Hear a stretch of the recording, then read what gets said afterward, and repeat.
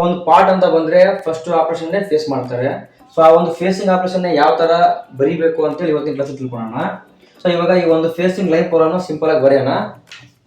First O1 2 3. So O ಅಂದ್ರೆ forum open ಅಂತೇಳಿ, so ಒಂದು ಓಪನ್ ಮಾಡ್ಕೋಬೇಕು. ನೆಕ್ಸ್ಟ್ ಈ ಒಂದು ಫೋರಮ್ ನಂಬರ್ 1 2 3. ಸೊ ಒಂದು ಫೋರಮ್ ನಂಬರ್ನ ನಾವು 1 2 3 ಅಂತ ಕೊಟ್ಟಿದ್ದೀನಿ, ನೀವು 1100 1250 ನಿಮ್ಗೆ ಇಷ್ಟ ಬಂದಾಗ ಕೊಡ್ಬೋದು. Next line T0101. ಸೊ ಈ T01 ಅಂದ್ರೆ ಟೂಲ್ ನಂಬರ್, ನೆಕ್ಸ್ಟ್ 01 ಅಂದ್ರೆ ಆಫ್ಸೆಟ್ ನಂಬರ್. ಸೊ ಹಾಗಾಗಿ ನಾನು ಟೂಲ್ನ ಸೆಲೆಕ್ಟ್ ಮಾಡ್ಕೋಬೇಕು. ನೆಕ್ಸ್ಟ್ ಲೈನ್ G53 ಅಂದ್ರೆ ಮಿಷಿನ್ ಕೋಆರ್ಡಿನೇಟ್ ಸಿಸ್ಟಮ್ ಸೆಟ್ಟಿಂಗ್ ಅಂದ್ರೆ ವರ್ಕ್ ಆಫ್ಸೆಟ್. ಸೊ G52 ಇಂದ G59 ತನ 53 54 55 ಸೊ ಈ ತರ ಬರ್ತಾ ಹೋಗುತ್ತೆ. ಸೊ ನಾನು ಇವಾಗ ಸೆಲೆಕ್ಟ್ ಮಾಡ್ಕೊಂಡಿರೋದು G53. Next line G0 X 0.0 Z 0.0 end up clock. X 0.0 Z 0.0 ಅಂದ್ರೆ ಈ ಒಂದು ಟೂಲು ಹೋಮ್ ಪೊಸಿಷನ್ ಇರಲಿ ಅಂತೇಳಿ. ಈ ಒಂದು ಟೂಲು ಮಿಷಿನ್ ಅಲ್ಲಿ ಹೋಮ್ ಪೊಸಿಷನ್ ಇದ್ರೆ ಆ ಟೂಲ್ ನ X 0.0 Z 0.0 ಅಂತ ಕರೀತಾರೆ. ಸೊ ಇವಾಗ ಈ ಒಂದು ಟೂಲ್ ಏನಾಗುತ್ತೆ, ಹೋಮ್ ಪೊಸಿಷನ್ ಇರುತ್ತೆ.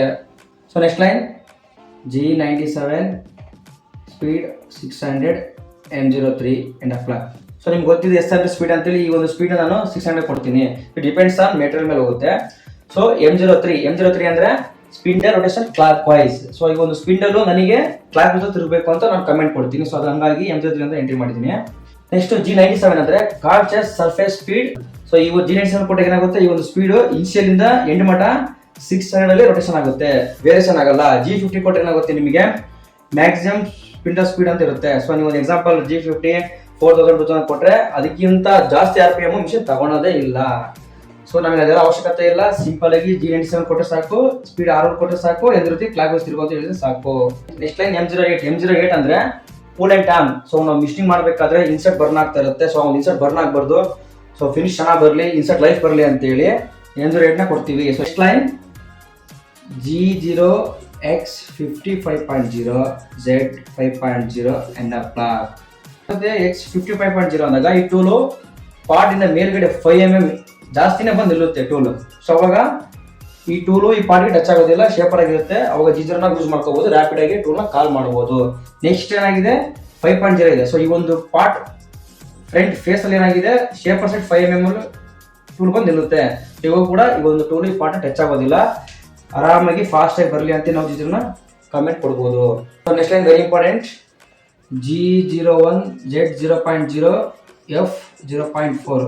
ಸೊ ಇವಾಗ ನಾವೊಂದು ಟೂಲ್ನ ಫೀಸ್ ಟಚ್ ಮಾಡ್ತೀವಿ, ಒಂದು ಪಾರ್ಟ್ ಟಚ್ ಮಾಡ್ತೀವಿ ಅಂದ್ರೆ ಸ್ಲೋ ಆಗಿ ಮಾಡಬೇಕು. ಅದಕ್ಕೆ ನಾವು ಕೊಡ್ತಿರೋದು G01 ಅಂತೇಳಿ. G01 ಅಂದ್ರೆ feed rate travel leader interpolation. So ನಾವು ಒಂದು ಮಿಷನಿಂಗ್ ಮಾಡಬೇಕಾದ್ರೆ ಒಂದು ಟೂಲ್ನ ಒಂದು ಮೆಟಲ್ ಟಚ್ ಮಾಡಲೇಬೇಕು. ಸೊ ಆ ಒಂದು ಮಿಷನಿಂಗ್ ಆಗಬೇಕಾದ್ರೆ ಟಚ್ ಮಾಡ್ತೀವಲ್ಲ ಸರ್ಫೇಸ್ ಅಲ್ಲಿ, ಅವಾಗ ನಾವು ಸ್ಲೋ ಆಗಿ ರನ್ ಮಾಡಬೇಕು.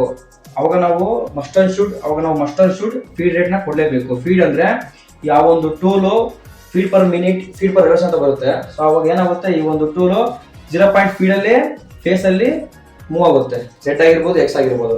ಹಾಗಾಗಿ ಫೀಡ್ ನ ಮೋಷನ್ ಕೊಡಲೇಬೇಕು. ಫೀಡ್ ನ ಕೊಟ್ಟಿಲ್ಲ ಅಂದ್ರೆ ಈ ಒಂದು ಲೈನ್ ರನ್ ಆಗಲ್ಲ, ಅಲಾರಾಮ್ ಬರುತ್ತೆ, ಮಿಷಿನ್ ಸ್ಟಾಪ್ ಆಗುತ್ತೆ. So next line G01 X -2.0 F 0.2. So ನೀವೀಗ ಕೇಳ್ಬೋದು, ಈ ಒಂದು ಜಾಬ್ ಅಲ್ಲಿ ಸೆಂಟ್ರಿ ವ್ಯಾಲ್ಯೂ X 0.0 ಬರುತ್ತೆ, ಯಾಕೆ ನೀವು X 2.0 ಕೊಟ್ಟಿದ್ದೀರಾ, X 0.0 ಕೊಟ್ಟಿಲ್ಲ ಅಂದ್ರೆ? ಸೊ ನಾವು ಮಿಷನಿಂಗ್ ಮಾಡ್ಬೇಕಾದ್ರೆ X 0.0 ಕೊಟ್ಟರೆ ಏನಾಗುತ್ತೆ, ಈ ಒಂದು ಟೂಲು ಈ ಒಂದು ಸೆಂಟ್ರಲ್ ಬಂದು ನಿಲ್ಲುತ್ತೆ. ಸೊ ಹಾಗಾಗಿ ಫುಲ್ಲು ಕ್ಲಿಯರ್ ಆಗಬೇಕು. ಸೆಂಟ್ರಲ್ಲಿ ಒಂದು ಚೂರು ನಮಗೆ ಸ್ಟಾಕ್ ಹಿಡಿಬಾರ್ದು ಅಂತಂದ್ರೆ ಎಕ್ಸ್ಟ್ರಾ 1 mm ಆಗಿರ್ಬೋದು 2 mm ಆಗಿರ್ಬೋದು ಎಕ್ಸ್ಟ್ರಾವನ್ನ ಮೂವ್ ಮಾಡಬೇಕು. ನಾನೇನು ಮಾಡಿದ್ದೀನಿ, X 2.0 ಕೊಟ್ಟಿದ್ದೀನಿ. ಅವಾಗ ಏನಾಗುತ್ತೆ, X 2.0 ಟೂಲು ಒಂದು 2 mm ಎಕ್ಸ್ಟ್ರಾ ಕೆಳಗಡೆ ಬರುತ್ತೆ. ಸೊ ಅವಾಗ ಯಾವುದೇ ಒಂದು ಪಾಯಿಂಟ್ ಸ್ಟಾಕ್ ಕೂಡ ಉಳಿಯೋದಿಲ್ಲ. ನೆಕ್ಸ್ಟ್ ಫೀಡ್ ನ ಕಮ್ಮಿ ಕೊಟ್ಟಿದ್ದೀನಿ, ಫೀಡ್ 0.2 ಕೊಟ್ಟಿದ್ದೀನಿ. ಯಾಕೆ ಅಂದ್ರೆ ಒಂದು ಫೇಸ್ ಕ್ಲಿಯರ್ ಆಗಲಿ, ಆರ್ಎವಲ್ ಚೆನ್ನಾಗಾಗಲಿ, ಫೈನ್ ಫಿನಿಶ್ ಬರಲಿ ಅಂತೇಳಿ ಫೀಡ್ ನ ಕಮ್ಮಿ ಕೊಟ್ಟಿದ್ದೀನಿ. ಇನ್ನೂ ಕಸ್ಟಮರ್ ರಿಕ್ವೈರ್ಮೆಂಟ್ ಇನ್ನೂ ಜಾಸ್ತಿ ಫಿನಿಶ್ ಕೇಳಿರ್ತಾರೆ, ಕೇಸಲ್ಲಿ ಆಗಲಿ ವೈಟ್ ಅಡಿಗಲ್ ಆಗಲಿ. ಅವಾಗ ಏನಾಗುತ್ತೆ, ಫೀಡ್ 0.1 ಕೊಡ್ಬೋದು. ಕೆಲವೊಂದು ಆಪರೇಷನ್ಗೆ ಗ್ರೂ ಮಾಡಬೇಕಾದ್ರೆ ಫೀಡ್ 0.05 ಕೂಡ ಕೊಡ್ತೀವಿ. ಈಗ ಸದ್ಯಕ್ಕೆ ಫೀಡ್ 0 ಕೊಟ್ಟಿದ್ದೀನಿ, ಇಷ್ಟು ಸಾಕು ನನಗೆ. ಸೊ ನೆಕ್ಸ್ಟ್ ಲೈನ್, ಸೊ ಇವಾಗ ಏನಾಯ್ತು, ಫೇಸಿಂಗ್ ಆಪರೇಷನ್ ಕಂಪ್ಲೀಟ್ ಆಯಿತು. Next line G0 Z 5.0 X 50.0 ಕೊಟ್ಟಿದ್ದೀನಿ. ಸೊ ಇವಾಗ ನೀವು ನೋಡ್ತೀರಾ G0 ಕೊಟ್ಟಿದ್ದೀನಿ. ಯಾಕೆ ಅಂದರೆ ಮಿಷನಿಂಗ್ ಆಯಿತು, ಫೇಸಿಂಗ್ ಆಯಿತು. ಇವಾಗ ನಮಗೆ G0 ಅವಶ್ಯಕತೆ ಇಲ್ಲ, ಮಿಷನಿಂಗ್ ಅವಶ್ಯಕತೆ ಇಲ್ಲ. ಫೇಸಿಂಗ್ ಆಪರೇಷನ್ ಆದಮೇಲೆ ಏನು ಮಾಡಬೇಕು, ಟೂಲು ತಿರ್ಗಾ ವಾಪಸ್ನ ವಾಪಸ್ ಹಿಂದೆ ಕಳಿಸ್ಬೇಕು. ಅವ್ರು G0 Z5.0 ಕೊಟ್ಟಾಗ ಏನಾಗುತ್ತೆ, ಈ ಒಂದು ಟೂಲ್ ಪಾರ್ಟ್ ಇಂದ ಪ್ಲಸ್ ಸೈಡ್ 5 mm ಶೇಪಲ್ಲಿ ಬರುತ್ತೆ, ಫಾಸ್ಟ್ ಬರುತ್ತೆ G0 ಅಲ್ಲಿ. ನೆಕ್ಸ್ಟ್ 55.0 ಈ ಒಂದು ಪಾರ್ಟ್ ಡಯಾಮೀಟರ್ 50 ಇದೆಯಲ್ಲ, ಅದಕ್ಕಿಂತ 5 mm ಮೇಲ್ಗಡೆನೆ ಫಾಸ್ಟ್ ಕಳಿಸಿದೀನಿ ಟೂಲ್ ನ G0 ಅಲ್ಲಿ ರ್ಯಾಪಿಡ್ ಆಗಿ. ನೆಕ್ಸ್ಟ್ ಲೈನ್ M09 ಅಂದ್ರೆ ಕೂಲೆಂಟ್ ಆಫ್ ಅಂತೇಳಿ. ಈ ಒಂದು ಮಿಷನಿಂಗ್ ಆದ್ಮೇಲೆ ಕೂಲೆಂಟ್ ಅವಶ್ಯಕತೆ ಇಲ್ಲ, ಸೊ ಹಾಗಾಗಿ M09 ಕೊಟ್ಟಿದ್ದೀನಿ. M09 ಕೊಟ್ಟಾಗ ಕೂಲೆಂಟ್ ಆಫ್ ಆಗುತ್ತೆ. Next line M05. ಇವಾಗ ಈ ಒಂದು ಪಾರ್ಟ್ ಮಿಷನಿಂಗ್ ಆಯ್ತು. ಈ ಒಂದು ಮಿಷನಿಂಗ್ ಆದ್ಮೇಲೆ ಈ ಒಂದು ಪಾರ್ಟ್ ನನಗೆ ತಿರುಗ ಅವಶ್ಯಕತೆ ಇಲ್ಲ, ರೊಟೇಷನ್ ಆಗೋ ಅವಶ್ಯಕತೆ ಇಲ್ಲ. ಹಂಗಾಗಿ ಸ್ಪಿನ್ ಸ್ಟಾಪ್ ಆಗ್ಬೇಕಂದ್ರೆ M05 ಕೊಡಬೇಕು. M05 ಅಂದ್ರೆ ಸ್ಪಿನ್ ಸ್ಟಾಪ್ ಅಂತೇಳಿ. Next G0X 0.0 Z 0.0. ಸೊ ನಿಮಗೆ ಗೊತ್ತಿದೆ, ನಾನು ಸ್ಟಾರ್ಟಿಂಗ್ ಕೊಟ್ಟಿದ್ದೀನಿ G0X 0.0 Z 0.0 ಅಂತೇಳಿ.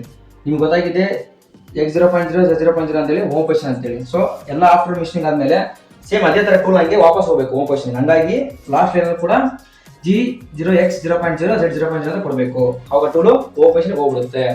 Next M30 end of block. M30 ಅಂದ್ರೆ ನಿಮ್ಗೆ ಗೊತ್ತಿದೆ ಫೋರಮ್ ಎಂಡ್ ಅಂಡ್ ರಿವೈಂಡ್ ಅಂತೇಳಿ. ಸೊ ಫೋರಮ್ ಎಂಡ್ ಮಾಡ್ಬೇಕಂದ್ರೆ M30 ಕೊಡಬೇಕು. ಅವಾಗ ಏನಾಗುತ್ತೆ, M30 ಕೊಟ್ಟಾಗ ಫೋರಮ್ ಎಂಡ್ ಆಗುತ್ತೆ, ಹಾಗೆ ರಿವೈಂಡ್ ಆಗುತ್ತೆ. ಅದೇ ನೀವು M01 ಕೊಟ್ರೆ, M01 ಅಂದ್ರೆ ಆಪ್ಷನಲ್ ಸ್ಟಾಪ್ ಅಂತೇಳಿ. ನೆಕ್ಸ್ಟ್ ಆಪರೇಷನ್ ಇರ್ತವೆ N1 N2 N3 ಅಂತ. ಸೊ ಹಂಗಾಗಿ N1 N2 N3 ಮಾಡ್ಬೇಕಾದ್ರೆ ಈ ಒಂದು ಕೋಡ್ ಕೊಟ್ಟಾಗ ಆಪ್ಷನಲ್ ಸ್ಟಾಪ್ ಆಗುತ್ತೆ, ಪ್ರೋಗ್ರಾಮ್ ತಿರ್ಗಾ ಬಿಗಿನಿಂಗ್ ಹೋಗಲ್ಲ. ಸೊ M30 ಕೊಟ್ಟಾಗ ಏನಾಗುತ್ತೆ, ಪ್ರೋಗ್ರಾಮ್ ಎಂಡ್ ಆಗುತ್ತೆ ಅಂಡ್ ಸ್ಟಾರ್ಟಿಂಗ್ ಹೋಗ್ಬಿಡುತ್ತೆ, ರಿವೈಂಡ್ ಆಗುತ್ತೆ ಪ್ರೋಗ್ರಾಮ್. ಓನ್ಲಿ 1 mm ಸ್ಟಾಕ್ ಇದೆ. ಸೊ ಹಾಗಾಗಿ ಸಿಂಗಲ್ ಲೈನ್ ಪ್ರೋಗ್ರಾಮ್ನ ನೀವು ಮಾಡಿದ್ರಿ ಫೇಸಿಂಗು. ಬಟ್ ಸಮ್ ಟೈಮ್ ಏನಾಗುತ್ತೆ, ಜಾಸ್ತಿ ಸ್ಟಾಕ್ ಇರುತ್ತೆ ಫೇಸಲ್ಲಿ, 5 mm 10 mm ಆ ಥರ ಇರುತ್ತೆ. ಅವಾಗ ಏನು ಮಾಡ್ತೀರಾ, G72 ಫೇಸಿಂಗ್ ಸೈಕಲ್ನ ಯೂಸ್ ಮಾಡ್ಬೋದು. ಈ ಒಂದು G72 ಫೇಸಿಂಗ್ ಸೈಕಲ್ನ ನೀವು ಯೂಸ್ ಮಾಡಿದ್ರೆ ಫಾರ್ಮುಲಾ ಐತಿ, ಎಷ್ಟೇ ಪಾಸ್ ಇರಲಿ ಆಟೋಮೆಟಿಕ್ ಮಿಷಿನೇ ಕ್ಯಾಲ್ಕುಲೇಷನ್ ಮಾಡ್ಕೊಂಡು ಫೇಸ್ನ ಕ್ಲಿಯರ್ ಮಾಡಿಬಿಡುತ್ತೆ. ಇದು ತುಂಬಾನೇ ಈಸಿ ಸ್ಟಾಕ್ ಜಾಸ್ತಿ ಇದ್ದಾಗ. ಈ ಒಂದು G72 ಫೇಸಿಂಗ್ ಸೈಕಲ್ ಪ್ರೋಗ್ರಾಮ್ ಯಾವ ಥರ ಅಂತ ನೆಕ್ಸ್ಟ್ ಕ್ಲಾಸಲ್ಲಿ ಹೇಳ್ಕೊಡ್ತೀನಿ. ಸದ್ಯಕ್ಕೆ ಈ ಒಂದು ಲೈನ್ ಪ್ರೋಗ್ರಾಮ್ನ ನೀವು ನೋಡ್ಕೊಂಡಿದ್ದೀರಾ, ಅರ್ಥ ಆಗಿದೆ ಅನ್ಕೊತೀನಿ. ಏನಾದರೂ ಡೌಟ್ ಇದ್ದರೆ ಸೊ ನನಗೆ ಕಮೆಂಟ್ ಮಾಡಿ ನಿಮಗೆ ಉತ್ತರ ಕೊಡ್ತೀನಿ. ಹಾಗೆ ನಮ್ಮ ಒಂದು ಯೂಟ್ಯೂಬ್ ಚಾನಲ್ ಇವಾಗ ನೀವು ಸಬ್ಸ್ಕ್ರೈಬ್ ಮಾಡಿದ್ರೆ ಸಬ್ಸ್ಕ್ರೈಬ್ ಮಾಡ್ಕೊಳ್ಳಿ. ಇನ್ನು ಫೇಸಿಂಗ್ ಸೈಕಲ್, ಗ್ರೂವಿಂಗ್ ಸೈಕಲ್, ಓಡಿ ಟರ್ನಿಂಗ್ ಸೈಕಲ್, ಓಡಿ ಲೈವ್ ಪ್ರೋಗ್ರಾಮು, ಗ್ರೂ, ಆಮೇಲೆ ಥ್ರೆಡಿಂಗ್ ಮಾಡೋದು, ತುಂಬ ಥರನೇ ಪ್ರೋಗ್ರಾಮ್ನ ನೆಕ್ಸ್ಟ್ ಕಲಿತಾ ಹೋಗೋಣ, ಡಿಫಿಕಲ್ಟ್ ಇರೋದಿಲ್ಲ.